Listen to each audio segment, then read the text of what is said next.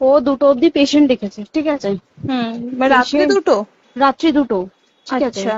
2টো অব্দি পেশেন্ট দেখেছে, দেখে রুমে এসে অনলাইনে অর্ডার করে 4জন বন্ধু মিলে খেয়েছে, ডিনার করেছে। করে ও খুব টায়ার্ড ছিল, যেহেতু 36 ঘন্টা ডিউটি ছিল, টায়ার্ড ছিল। ও কি করেছে, ওই সেমিনার রুমে গিয়ে শুয়ে পড়েছে একটা রেড কালারের ব্ল্যাঙ্কেট ঢাকা দিয়ে। তারপরে মানে সেমিনার রুমে এমনি কি তোমাদের ওরকম সেমিনার রুমে টুমে ঘুমানো হয়? মানে আমি যদিও কোনো আইডিয়া নেই, ওই জন্য জিজ্ঞেস করছি। না, এবার একটা রেসিডেন্টের ডক্টর রুমস থাকেই, আচ্ছা। বুঝতে পেরেছিস, তারপরেও সেমিনার থাকে। এবার সেমিনারে একটা বেড থাকে, আর ডক্টরস রুমে 2-3টে, যেরকম বড় ঘর হবে সেরকম বেড পাতা থাকে। আচ্ছা আচ্ছা। মেনলি ডক্টরস রুমে শোয়ার কথা, ঠিক আছে। হয়েছিল কি, ওকে বডিটা পাওয়া গেছে সেমিনার রুমে, কিন্তু ঘুমাচ্ছিল ডক্টরস রুমে, যে রুমটা তোর এখন ভাঙা হয়েছে, দেখেছিস রুমটা ভেঙেছে, একটা ভিডিও ঠিক বাথরুমের পাশেই, ঠিক আছে। মানে বাথরুমটাকে অজুহাত দিয়ে ওই রুমের দেয়ালটা ভেঙে দিয়েছে।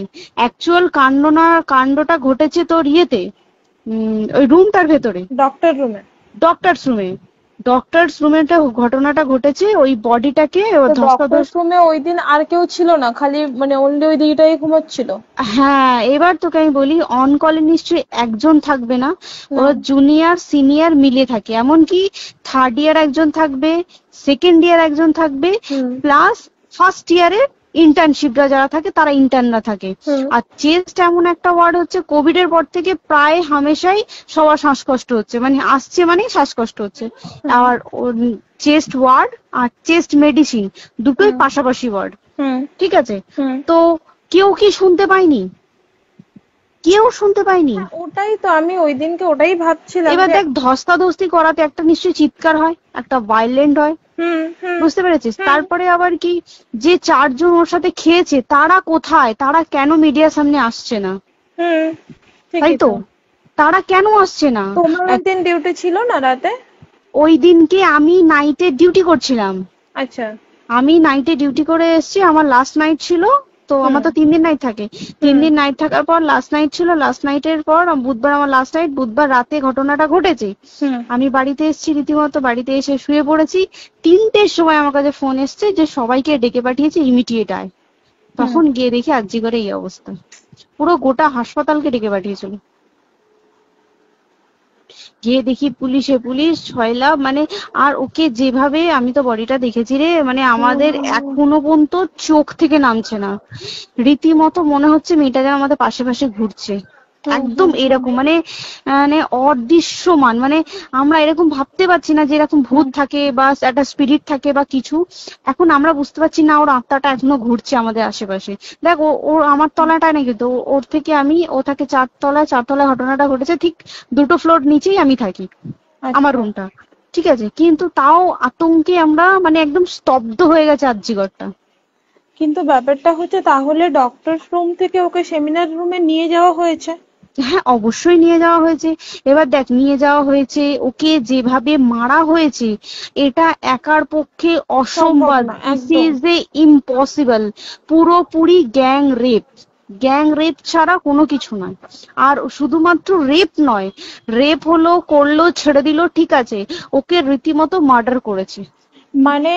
মানে হিসেব মতো যা বুঝছি, মানে তোমার কথাতে, ওটা হচ্ছে ওর ওই বন্ধু বান্ধব মেবি জড়িত। এক্স্যাক্টলি, হয় ওর বন্ধু বান্ধব কেউ, ঠিক আছে, মানে 4জনের মধ্যে কেউ, আইদার ওকে এমন কিছু করতে বলতে। দেখ, বড় বড় কোম্পানিতেও তো এরকম হয়, মানে হয় তুমি আমার সাথে কম্প্রোমাইজ করো, নয় তুমি চাকরি ছেড়ে চলে যাও, হয় তো। এখানেও সেরকম কিছু একটা হয়েছে। যাকে যে ক্রাইম করেছে সেও কিন্তু নর্মাল ডক্টর নয়, কিন্তু সেও একটা ভালো পোস্টে র্যাঙ্ক করছে, বুঝতে পেরেছিস। তবেই কিন্তু পুরো ব্যাপারটাকে হসপিটাল চেপে যেতে চাইছে, পুরো ব্যাপারটা। তাহলে এই সিভিক যে ও কোথা থেকে আসছে? এবার তোকে আমি বলি ওটা কোথা থেকে আসছে। আমাদের প্রিন্সিপাল চেঞ্জ হয়ে গেছে, ডেপুটি সুপার চেঞ্জ হয়ে গেছে, তারপরে আমাদের ওই অ্যাসিস্ট্যান্ট সুপার চেঞ্জ, সব চেঞ্জ হয়ে গেছে। তারপরে যে ওয়ার্ডের ডাক্তাররা ছিল, সিস্টাররা ছিল, ওয়ার্ড বয়রা ছিল, মাসিরা ছিল, সবাইকে ডেকে এখন সাসপেন্ড করা হয়েছে। তারা কোথাও যেতে পারবে না, রোজ গিয়ে কোর্টে গিয়ে দেখা করছে। আজকেও কোর্টে গেছিল সবাই। তারপরে তারপরে তোমার তোর এগুলো হলো, তারপরে তোর কি বলে, আরে বল না, ওই সিবিআই এটা হয়েছে কি, মানে ও সেই সঞ্জয় রায় যে ধরা পড়েছে, অ্যাকচুয়াল কিন্তু ও নেই, ঠিক আছে, ওর এতটা ক্ষমতাই হয় না। ও অত রাত্রে কি করতে যাবে, ও অত রাত্রে ওখানে কি করতে যাবে? ও না পেশেন্ট, ও নাকি বলছে দালাল পেশেন্ট নিয়ে গেছে। তো পেশেন্ট নিয়ে যখন গেছে, দিদিটার রুমে যখন যাবে, নিশ্চয়ই দিদিটার রুমে কোনো কাগজপত্র দেখাতে যাবে, সেই অবস্থায় গিয়ে দেখে যে এরকম এরকম ঘটনা, তা ঝাঁপিয়ে পড়েছে ওর উপরে।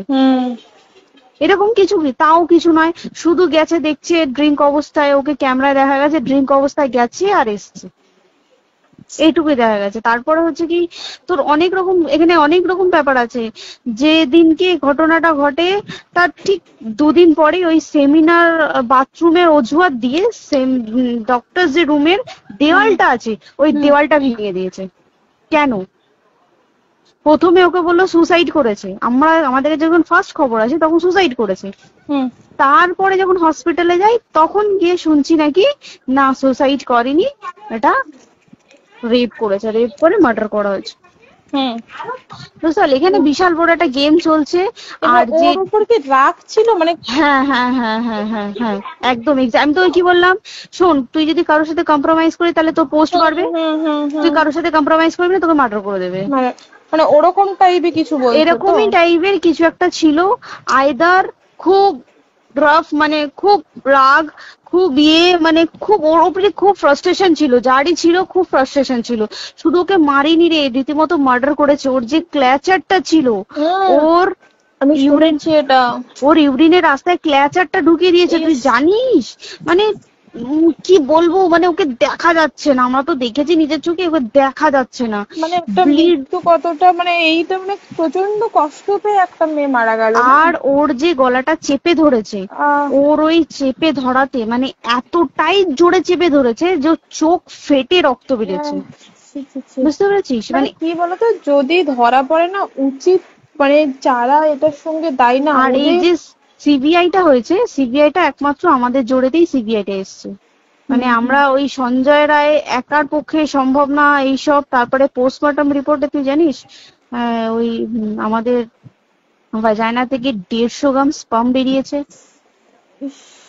পোস্টমর্টম রিপোর্ট 150 গ্রাম স্পার্ম, মানে বুঝতে পারছিস? নট এ ক্যালকুলেটেড, মিনিমাম কম করে 6 থেকে 7 জন করেছে ওকে রেপ। ওই জন্যই তো আমরা এতটা বেশি ভাইলেন্ট হয়ে গেছি, বুঝতে পেরেছিস? আমাদের একটা মেয়ে তার কাজের জায়গাতেই ছিল, এমনটা নয় যে রাস্তাঘাটে কোনো বিপদ, তার কাজের জায়গাতেই সেফ নয়। শোন দেখ, বড় বড় কোম্পানিতে কি হয়, রুমের ভেতরে এগুলো হয়, মানে ধর রুমের ভেতরে হলো, যেমন কল সেন্টারে হয়, নাইট শিফটে হয়, এইগুলো একসেপ্টেবল। বাট হসপিটাল হচ্ছে এমন একটা এরিয়া, মতো একটা, আরজিকর বলে না, যে কোনো হাসপাতালে কেউ যদি স্ব ইচ্ছায় কারোর সাথে রিলেশনশিপে গিয়ে করতে চায় সেটা আলাদা জিনিস, কিন্তু ঠিক আছে, কিন্তু কেউ কারো বিরুদ্ধে এইভাবে করতে পারে না রে। তুই জানিস না, মানে ওয়ার্ডে দেখ, কম বেশি আমরা সবাই ঘুমাই, কম বেশি আমরা সবাই জেগে তো থাকি, তাতে কি কেউ শুনতে পায়নি? তার কি একদম ভায়োলেন্স ছিল না? যদি কেউ না শুনতে পারে তাহলে ওর খাবারে কেউ কিছু মিশিয়েছিল, তাই কি না? সেটাও পোস্টমর্টম রিপোর্টে মানে লিক করছে না যে কেন খাবার ও তো খাবারটা খেয়েছিল, সেটা তো নিশ্চয়ই পেটেই ছিল, পেট থেকে তো বমি করে বের করে দেন, সেটা তো ফরেনসিক রিপোর্টে কিছু বলবে। আর তুই জানিস না, দেন মানে ধর পোস্টমর্টম রিপোর্ট আসতে 3 দিন সময় লাগে। ও যেদিনকে মরেছে ঠিক তার পরের দিনকে বিকালবেলা পোস্টমর্টম রিপোর্ট বার করে দিয়েছে, মানে বডি বার করো আর পোড়াও, 10 সেকেন্ডের মধ্যে বাড়িতে নিয়ে গেছে, তারপরে বডি পুড়িয়ে দিয়েছে। মানে কি বলবো, হসপিটাল, মমতা ব্যানার্জি, সবাই, মানে তৃণমূল প্রত্যেক সবাই এটাকে পুরোটাই কেসটাকে চাপা দিতে চাইছে, পুরোটা। তবে তুই ভাব, যে মানুষটাকে এত ক্ষতবিক্ষত ভাবে মেরেছে, তাকে অভিষেক ব্যানার রেপ কি কলকাতায় প্রথম হলো? নয়, বিভিন্ন জায়গায় বিভিন্ন ভাবে রেপ হয়েছে, ধরা পড়েছে, ফাঁসি হয়েছে কি জেল হয়েছে। অভিষেক বন্দ্যোপাধ্যায় কেন বললো জাস্ট তোর কি বলে এনকাউন্টার করতে? মানে কি সঞ্জয়কে যদি এনকাউন্টার করে পুরো কেসটা চাপা পড়ে যাবে, একদম, স্টুডেন্টরা ঠান্ডা হয়ে যাবে। আর আমরা সেটা মানবো না, আমরা সেটা হতেই দেব না। তাতে যদি চাকরি মানে আরজিকরটাকে সিল করতে হয় তাতেও আমরা রাজি আছি, সিল করে দেওয়া হোক আরজিকর, সিল করে দেবে মনে হচ্ছে যদি ঠিকঠাক ভাবে। এবার ওই জন্য আমাদের দাবিতে সিবিআই এসছে। এবার তুই একটা কথা বল, যখন দেখতে পাচ্ছে মমতা ব্যানার্জি যে কলকাতা পুলিশ আমাদের জন্য কিছু করতে পারছে না, আমরা কিছু মানতে পারছি না, 7 দিন ধরে বার করতে পারছে না, তাহলে সেটা 2-3 দিনের মধ্যে কেন হ্যান্ড ওভার করে দিল না? তাই কি না? তারপরে দেখ পিডব্লিউডি একটা লো পোস্টের মানুষ, মানে যারা ভাঙচুর করে, মানে সিমেন্টের যারা কাজ করে তাদেরকে পিডব্লিউডি বলে। এবার পিডব্লিউডি নিশ্চয়ই হায়ার অথরিটি থেকে অর্ডার এসছে তবেই ওরা গিয়ে ভেঙেছে। ওরা নিশ্চয়ই পাগল নয় দুম করে গিয়ে কোনো গভর্নমেন্ট প্রপার্টি ভেঙে দেবে। অর্ডারটা কে পাস করলো যে এখনই চেস্ট ওয়ার্ডটাকে ভাঙতে হলো? সিবিআই আসা পর্যন্ত অপেক্ষা করতে পারতো। কারণ আজকে অত বড় বিক্ষোভ হবার কারণ কি হচ্ছে? একটাই কারণ, যে মেয়েটি মারা গেছে ঠিক আছে, কিন্তু তাকে এত বেশি মলেস্ট করে, এত বেশি রেপ করে বা বেশি ওকে মেরেছে, তার কি কোনো প্রতিবাদ নেই? তুই কোথায় সেফ পাবি তুই আমাকে বল? তুই ধর চাকরি ছেড়ে আজকের সরকারি চাকরি ছেড়ে তুই প্রাইভেটে যাই, প্রাইভেটেও তো তাই একই অবস্থা। একদম প্রাইভেটেও একই অবস্থা। তুই কোনো চায়ের দোকান খুলে বসবি, অনার্সশিপে তুই বসলেও তাও এসে তো হাজার ছেলেরা থাকে, হাজার ছেলেরা টিস করে, তুই কোথায় কি করবি? তাহলে আমাদের সেফটি কোথায়? আমাদের মুখ্যমন্ত্রী মমতা ব্যানার্জি সে একটা লেডি হয়ে তাহলে আমাদের কি সেফটি দিয়েছে? আমাদের কি লক্ষ্মী ভান্ডার দিলে this is a problem solve? পুরো মাসের আমাদের কি সব খরচা চলে যায় লক্ষ্মী ভান্ডারে? জানি না, আই ডোন্ট নো। মানে আমরা প্রচুর খেপে আছি, প্রচুর। মানে এর বিচার না চাওয়া পর্যন্ত তুই ভেবে চল কি এটা সলভ হবে না। আমরা বিচার নিয়ে আমি 2 দিন ধরেই ভাবছিলাম তোমাকে ফোন করবো, কিন্তু মানে এটা ওটাতে হয়ে উঠছে না। আর তোমাকে তো আমি ওই দিন রাতেই হোয়াটসঅ্যাপ করলাম না, এবার তখনই না আমি ব্যাপারটা অতটা বুঝতে পারিনি। আর আমার তার পরের দিনই ভোরবেলা ডিউটি, তা আমি খুব সাবধানে থাকিস, খুব সাবধানে থাকিস। হ্যাঁ তাই তো, এখন মানে তোমরাও সাবধানে থাকো সবাই। কি বলবো বল, কিছু বলার নেই। দেখ আমাদের মধ্যবিত্ত মানুষরা আমাদের চাকরি করে খেতেই হবে, সোজা কথা, তাই কিনা বল? বাবা এত পুঁজি নেই যে বসে বসে খাবো, ঠিক আছে? সেই মেন্টালিটিও নেই, যদিও থাকে মেন্টালিটিও নেই। হ্যাঁ, বাবার পুঁজিতে খাবে। এবার একটা কথা তুই বল, চাকরিটা কোথায় গিয়ে করবো তুই একটা বল? কোন স্টেটে গিয়ে চাকরি করবো তুই আমাকে বল? ওই যেমন মানে এটা হয়তো আমার মা যেমন বাড়িতে থেকে 7টার মধ্যে ঢুকে যাও, দিদিকে তো ধরো অনেক রাত অব্দি 9:30 10টা অব্দি ল্যাবে থাকতেই হয় না। এবার তুই কি করবি বল? কি করবি বলো তো? এখন কিছু করার আছে? দেখ ল্যাবেও তো সব ছেলেরা আছে, ছেলে আছে মেয়ে আছে, তুই কাকে বারণ করবি? তুই কাকে বিশ্বাস করবি? তুই বল, তুই ধর কলিগদের সাথে খেতে বসেছিস, ঠিক আছে, তোর টিফিনটা যদি কেউ চাইলো তুই তাকে না দিয়ে পারবি? না, একদমই। আর কার মনে যে কি আছে সেটাই তো কি বলবি বল? এবার তুই বল, খাবারটা যে খাবি, তোর টিফিন কেউ চাইলো বা তোকে যদি কেউ বললো একটু একটু খা, যেমন আমরা শেয়ারে হয় স্কুলে যেটা আমাদের শিখিয়েছে, যেটা হ্যাঁ স্বাভাবিক, এটা সবার, এটা তো স্বাভাবিক। তুই বল তাতে যদি এরকম অবস্থা হয় তাহলে কি করবে মানুষ তুই আমাকে বল? আজকেও তো তাই আমাদের দেখ না 11টা থেকে আমাদের তোর ক্যান্ডেল দিয়ে হোয়াইট ড্রেস পরে সব শ্যামবাজারে এক কথা হবে। এখন আবার বৃষ্টি শুরু হয়েছে, কি জানি কি প্রচুর বৃষ্টি শুরু হলো, কি হবে জানি না। ঠিক আছে গো, টাটা। হ্যাঁ চল টাটা।